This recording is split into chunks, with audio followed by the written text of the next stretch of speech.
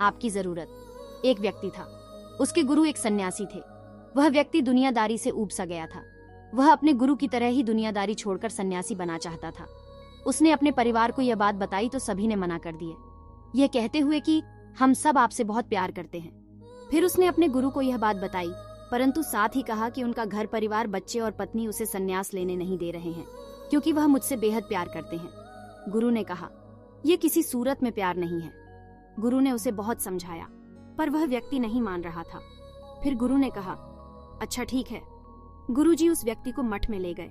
इसके बाद गुरु ने उसे योग विद्या सिखाई, जिससे वह अपनी सांसें रोककर मुर्दे जैसी अवस्था में घंटों तक रह सकता था।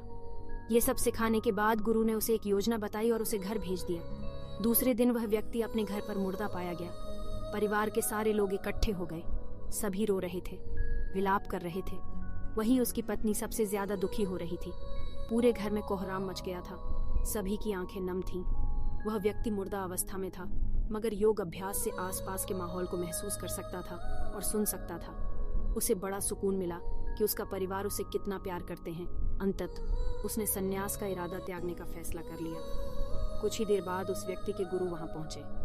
गुरु ने सभी को शांत किया और अपने शिष्य के पड़े शव को देखा।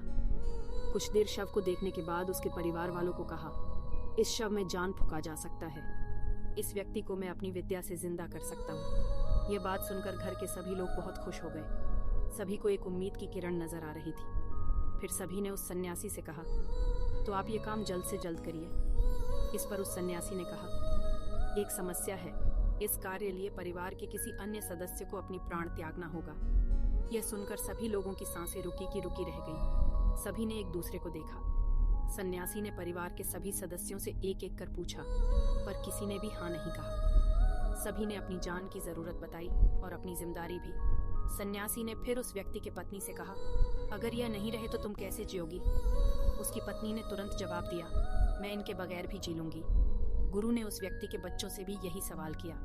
उनका भी जवाब नहीं थी। फिर यही सवाल उस व्यक्ति के माता पिता से किया। उनका भी जवाब एक ही था।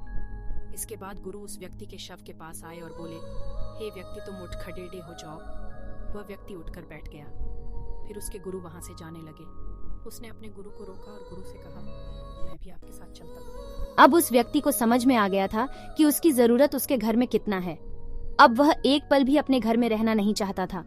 इस कहानी से हमें यह सीख मिलता है कि आपके होने न होने से किसी पर ज्यादा कुछ असर नहीं पड़ता है। ऐसी ही रोचक हिंदी कहानियां सुनने के लिए हमारे चैनल को सब्सक्राइब करें और अगर वीडियो पसंद आया हो तो वीडियो को लाइक, कमेंट और शेयर जरूर करें। धन्यवाद।